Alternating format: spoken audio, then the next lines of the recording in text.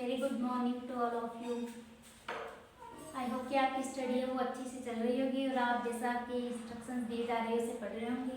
तो अब हम हमारी क्लास स्टार्ट करते हैं। वो हम पढ़ रहे थे इंग्लिश में क्या था हमारा टॉपिक? टेंस। इंग्लिश में हम टेंस पढ़ रहे थे।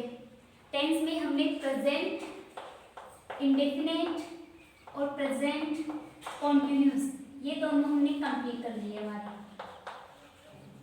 अब आज जो इसका थर्ड पार्ट, प्रेजेंट टेंस का जो third part present perfect tense, ये हम पढ़ने वाले हैं। अब ये थर्ड है और मुझे नहीं लगता कि इनमें कुछ ज़्यादा टाइम लगेगा हमें, तो देखते हैं ये टेंस क्या है।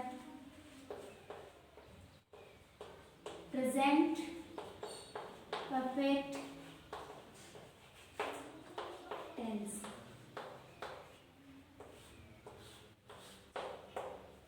प्रेजेंट परफेक्ट टेंस, इन टेंस में क्या है? इस टेंस में किसी कार्य का कंप्लीट होना हमें पता चलता है कि कोई कार्य है वो अभी अभी वर्तमान में ही क्या हुआ है? पूरा हुआ है। जस्ट अभी वर्तमान में ही पूरा हुआ ही है, या तो कुछ टाइम हो गया हुआ है, अभी हुआ ही है। इसमें हमें ये नहीं मालूम होता कि कोई जो आपका कार्य है वो कब कंप्लीट हुआ, टाइम का पता नहीं होता। जैसे कि एटलीस्ट मान लो जैसे अभी 9 बज रहे हैं, तो हम कहें कि कब, जैसे विद्यालय ओपन हो चुका, विद्यालय खुल चुका है, तो ये क्या है? खुल चुका है। तो इसमें क्या है कि हमें ये ज्ञात हो रहा है कि जो कार्य है जो स्कूल के ओपन होने का वो हो चुका है, लेकिन हमें इसमें ये पता नहीं चल रहा ना कि कब ओपन हुआ, कि वो 10:45 पे हुआ या 8:30 पे हुआ या 8:15 पे हुआ। हमें ये नहीं मालूम है कि विद्यालय या स्कूल कब ओपन हुआ। तो इसमें क्या होता है कि ये तो ज्ञात होता है हमें कि कोई कार्य है वो अभी जस्ट अभी पूरा हुआ है, बट ये नहीं पता चलता कि कब हुआ है। तो इस टाइम से हमें क्या पता चलेगा कि कोई वर्क है, कोई काम है, वो आपका कंप्लीट हो चुका है, अभी एडजस्ट कुछ टाइम में ही पूरा हुआ है। तो आगे देखिए, प्रेजेंट कॉन्टिन्यूस में क्या था कि वो कार्य है वो चल रहा है प्रेजेंट में, और इसमें क्या है कि कोई कार्य चल रहा था वो कंप्लीट हो चुका है। प्रेजेंट कॉन्टिन्यूस में कोई कार्य जारी है अभी भी, और प्रेजेंट परफेक्ट में कि कोई कार्य जारी था वो कंप्लीट हो चुका है, मीन टाइम मतलब कि अभी कुछ ही टाइम ही हुआ है। तो इसकी पहचान देखते हैं, इसमें क्या आता है।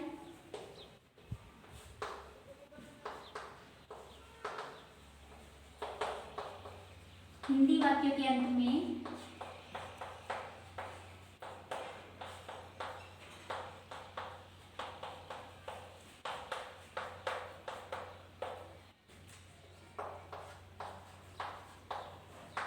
चुका है,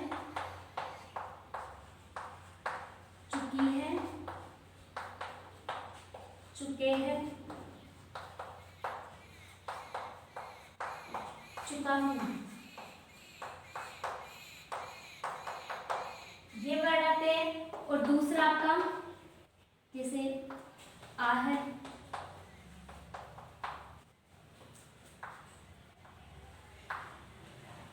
ई है या बी है, ये बी है नहीं, ये सब ई है, ये है, ये मान लो, आदि सब आते हैं।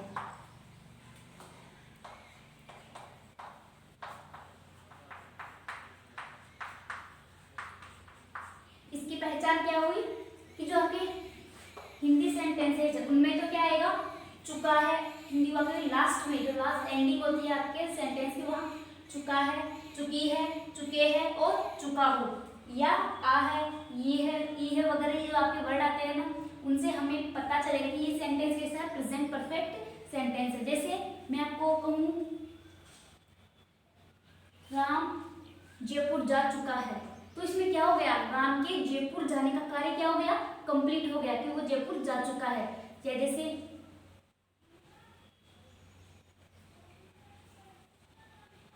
प्रधानमंत्री नरेंद्र मोदी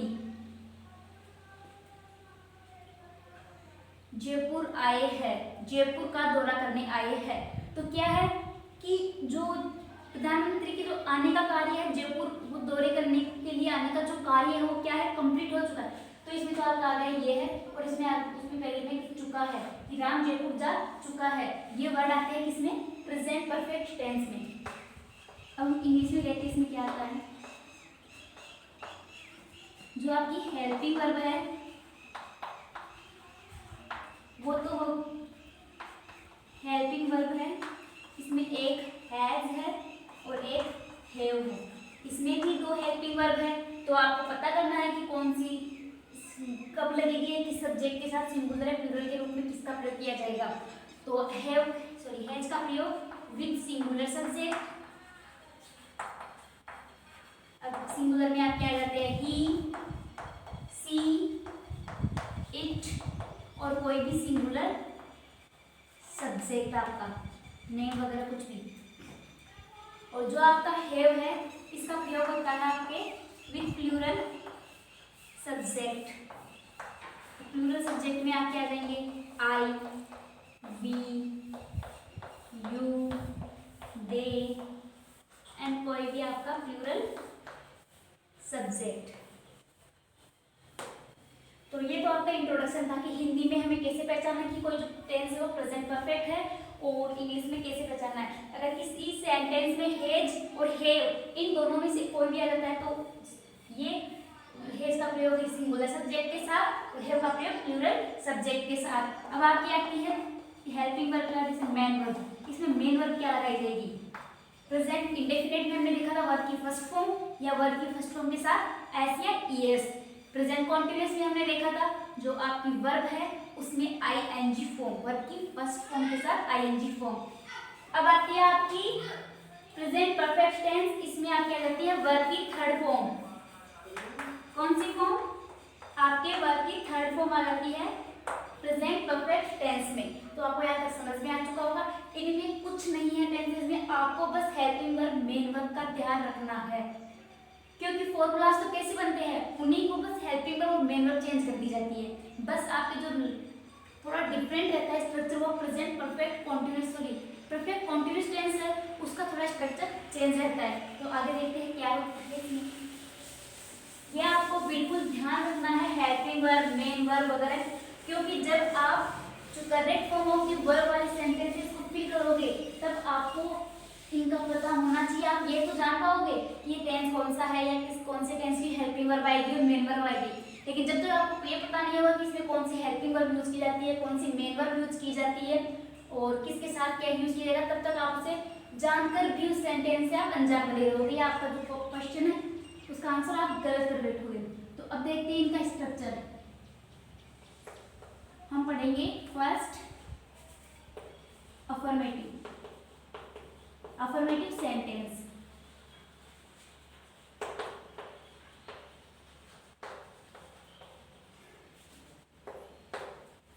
इसका जो स्ट्रक्चर होगा आपके वही सब्जेक्ट का रहता है प्लस हेल्पिंग वर्ब के रूप में आपको पता है हैज या हैव आएगी, प्लस मेन वर्ब, ये भी आप जानते हैं लिखवाया मैंने, वर्ब की थर्ड फॉर्म, फिर आपका ऑब्जेक्ट, फिर और कुछ हो तो अदर। अब हम देखते हैं इसका एग्जाम्पल।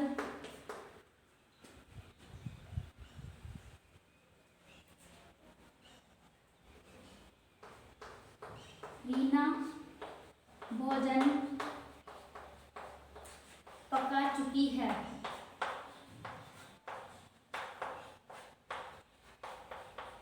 ये सेंटेंस है।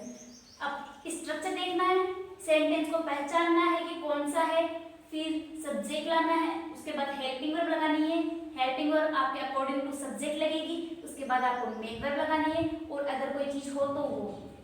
तो इसमें सब्जेक्ट आपका रीना, हेल्पिंग वर्ब लगानी है, हैज या हैव है आपको पता है, और हैज या हैव में से हमें लगाना है कि कौन सी रहेगी according to subject. So now here subject is singular, then we will use here has. Then Rina has. Now we will take here main verb. यहाँ मेन वर्ब के रूप में क्या है? मेन वर्ब मीन्स वर्ब को ढूंढना है हमें। तो वर्ब क्या है? पकाना। तो पकाना क्या, पकाने को क्या बोलते हैं? कुक। तो कुक की थर्ड फॉर्म कुक्ड। इसमें अदर सॉरी ऑब्जेक्ट है, वो क्या है, भोजन, तो भोजन को फूड। तो आपका ये अफर्मेटिव सेंटेंस बन गया। सेकंड आता है आपका नेगेटिव सेंटेंस। नेगेटिव सेंटेंस का स्ट्रक्चर क्या होगा, वही सब्जेक्ट हेल्पिंग वर्ब के रूप में हैज या हैव प्लस नोट। सभी में हम यही करते आ रहे हैं, जो जहां नोट लगाना है वहां क्या करना है, हेल्पिंग वर्ब और मेन वर्ब के बीच में क्या रख दो, नोट लगा दो, प्लस मेन वर्ब की थर्ड फॉर्म आ जाएगी प्लस ऑब्जेक्ट और देन अदर कुछ हद। तो अब हम देखते हैं यहाँ एग्जाम्पल।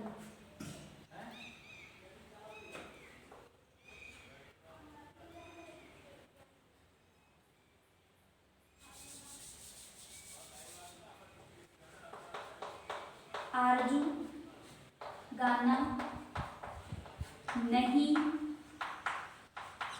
गा चुकी है, ये आपका है सेंटेंस। इसमें हमें पता चला इससे प्रेजेंट परफेक्ट टेंस है। तो अब देखते हैं हमारा आते हैं अकॉर्डिंग टू स्ट्रक्चर सब्जेक्ट।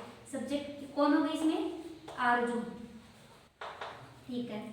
अब लाना है हमें helping verb according to subject. Subject is singular has. Noun negative sentence है नॉट। Arzoo has no. अब हमें लाना है मेन वर्ब। अब उसमें वर्ब देखो, गाना गा, तो गाने को क्या गाना, सिंग, गाना गाना, इसे क्या बोलेंगे, वर्ब आ जाएगी। और वर्ब जो सिंग है इसे गाना कहते हैं सिंग, इसकी सेकंड फॉर्म होगी सेंग और थर्ड फॉर्म आपके संग। तो हैज नॉट संग, क्या नहीं गाया। अब आपका क्या आ जाएगा यहाँ ऑब्जेक्ट। ऑब्जेक्ट रूप में क्या है, गाना, सॉन्ग, तो क्या रहेगा, आरजू हैज नॉट संग द सॉन्ग, ठीक है। आपके दो सेंटेंस हो गए। बहुत इजी है, आपको बस स्ट्रक्चर याद करना है और वर्ब्स याद करनी है कि किसे क्या कहेंगे इंग्लिश में। और आप प्रैक्टिस करके देख लीजिएगा, कम से कम 5 सेंटेंस बनाइएगा। जैसे अफर्मेटिव है, नेगेटिव है, सभी के 5-5 सेंटेंस बनाइएगा।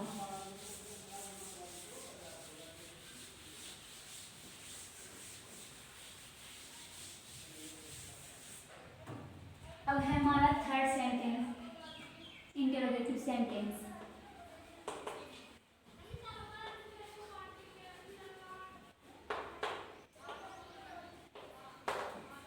इसका फॉर्मूला वही हेल्पिंग वर्ब। आपको पता है, मैंने बताया कि सब्जेक्ट से पहले उठाकर क्या रख दो, हेल्पिंग वर्ब। तो हेल्पिंग वर्ब इसके रूप में हैज या हैव का प्रयोग किया जाता है। फिर सब्जेक्ट। अब आपके यूं ही ये और रिमेनिंग सेंटेंस बच जाएगा। और लास्ट में इंटरोगेटिव है तो क्वेश्चन मार्क जरूर लगाना, ये मत भूलना। तो अब एग्जांपल देखते हैं।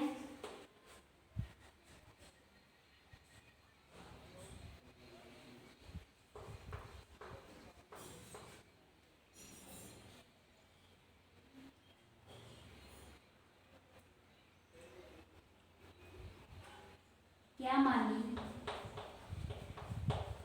बगीचे में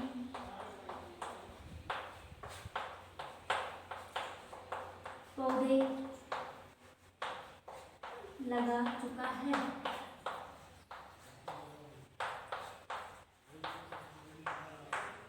तो अब हम इसे इंग्लिश में ट्रांसलेट करेंगे तो क्या आएगा, सबसे पहले हमें क्या लाना है, देखेंगे कि सेंटेंस कैसा है। सेंटेंस इंटरोगेटिव है। इंटरोगेटिव सेंटेंस में हमें पहले क्या लाना है, हेल्पिंग वर्ब। हेल्पिंग वर्ब कैसे आएगी, according to subject. If subject will singular then we will use has, and if subject will plural then we will use क्या, हैव। तो देखते हैं माली, गार्डनर क्या है, यहाँ सिंगुलर है, ये सब्जेक्ट है आपका, तो ये क्या है आपका सिंगुलर है, तो हम क्या यूज करेंगे, हैज। अब आ जाते हैं नेक्स्ट पे, अब लाते हैं सब्जेक्ट, माली को गार्डनर, हैज गार्डनर, पौधे लगाना। अब लानी हमें वर्ब, तो पौधे लगाना इसे क्या कहते हैं, प्लांट।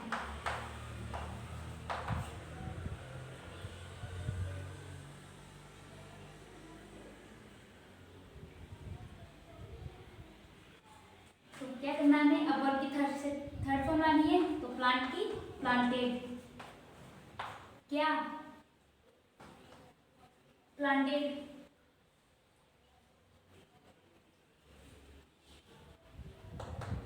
प्लांटेड, अब ऑब्जेक्ट क्या हो गया, द प्लांट्स, तो प्लांट्स आप क्या हो गए ऑब्जेक्ट। कहाँ, ये अदर में है आपके, इन द गार्डन,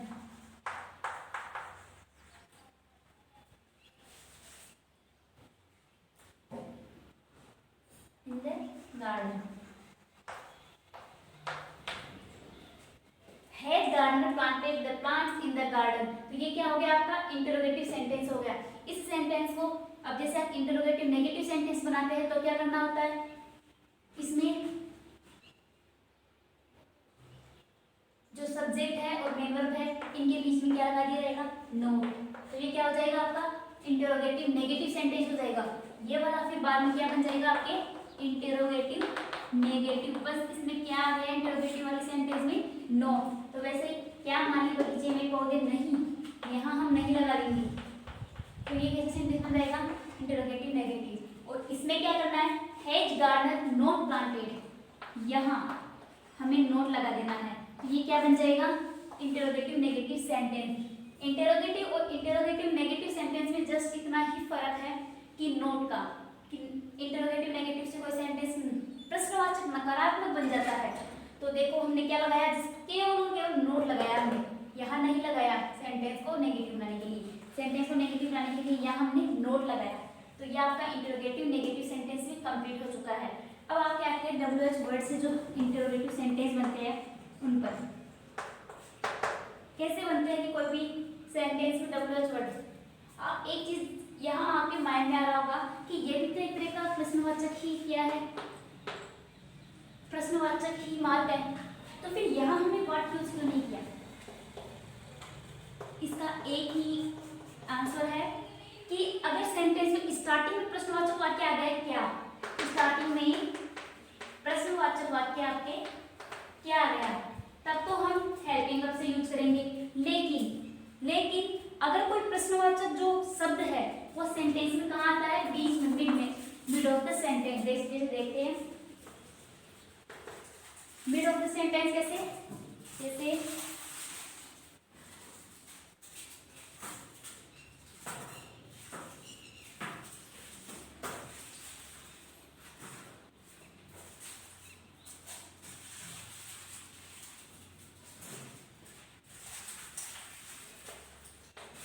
कौन अपनी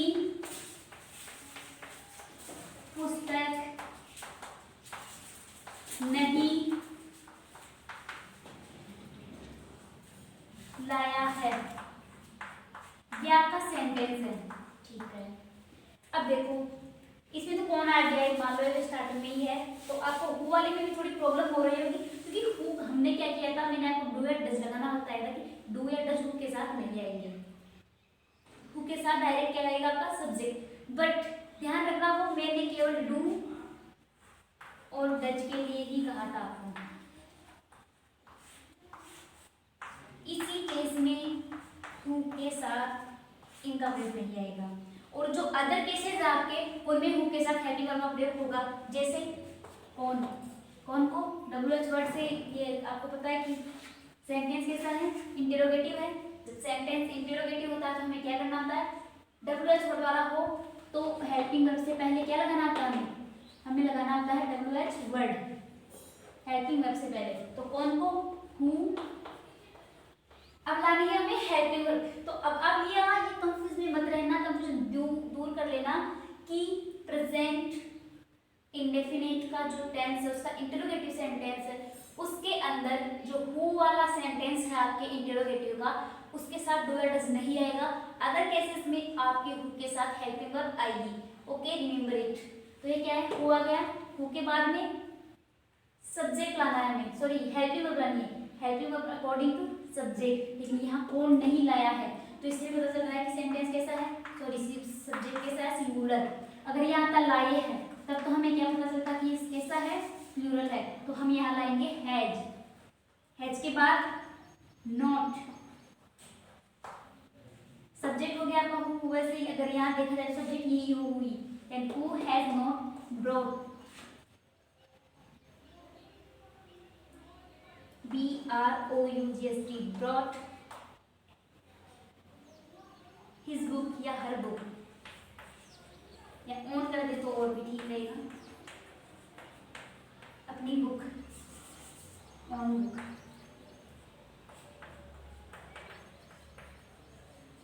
तो ये हो गया आपके हु से सेंटेंस वाली। अब मैंने ये कहा था कि अगर स्टार्टिंग में क्या आता है तब तो हमें हेल्पिंग वर्ब लगानी है। स्टार्टिंग में सेंटेंस में जो इंटरोगेटिव सेंटेंस है उसमें अगर आपके क्या स्टार्ट में आता है, स्टार्टिंग ऑफ द सेंटेंस, तब तो हमें हेल्पिंग वर्ब लगानी है। लेकिन अगर कोई भी जो प्रश्नवाचक शब्द है आपके वो कहाँ है, मिड में आए, मिड में आए तो हमें क्या करना है,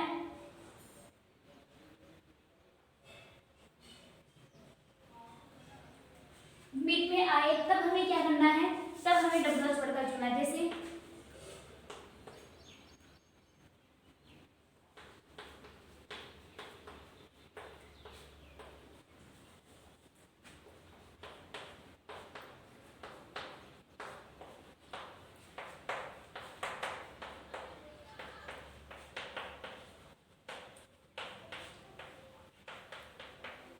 ये सेंटेंस आपका, अब हमें क्या करना है, तुमने पाठ याद क्यों नहीं किया है। अब देखो आप इसमें आ रहा है बीच में क्वेश्चन मार्क शब्द है, वो आ रहा है नहीं आ रहा है, क्यों, तो हम यहाँ लाएंगे वाई। अब हमें लाना है हेल्पिंग वर्ब, किया है, then why has, why has. अब हमें ये आपका नोट, फिर यू, अब याद करना है वो क्या कहते हैं, लर्न, तुमने पाठ लर्न द लेसन। तो ये क्या हो गया आपका कि मैंने बताया कि अगर बीच में मिड में क्या रहता है आपका क्वेश्चन मार्क कोई शब्द आ जाता है तब हम उसे स्टार्टिंग में जो डब्ल्यूएच वर्ड है उससे स्टार्ट करते हैं। अरे क्या आइए यहाँ सब्जेक्ट लाएंगे पहले, वाई हैव यू नॉट, क्योंकि मैंने बताया सब्जेक्ट के बाद और मेन वर्ब के पहले आता है आपका ये नोट आएगा वो। तो इसमें क्या है कि अगर बीच में कोई क्वेश्चन मार्क वर्ड आ गए तब हमें उसे डब्ल्यूएच वर्ड से स्टार्ट करना है। और अगर क्या से स्टार्ट होती है अगर किसी प्रश्नार्थक सेंटेंस की, तब हमें ये जहेव लाना है। और ये तो नॉर्मल कंसेप्ट है वो ठीक है। तो अब याद रखिएगा कि अगर बीच में आता है तब हमें वाई से कोई भी डब्ल्यूएच वर्ड है उससे स्टार्ट होता है। तो आज हमारे प्रेजेंट परफेक्ट टेंस भी कंप्लीट है। और अब नेक्स्ट देखते हैं, अगर आपकी क्वेरीज हो तो जो प्रॉब्लम सॉल्यूशन क्लासेज होती है उन्हें पार्ट की वो देखा करो, लिया करो, और कोई प्रॉब्लम हो तो पूछा करो। आगे नेक्स्ट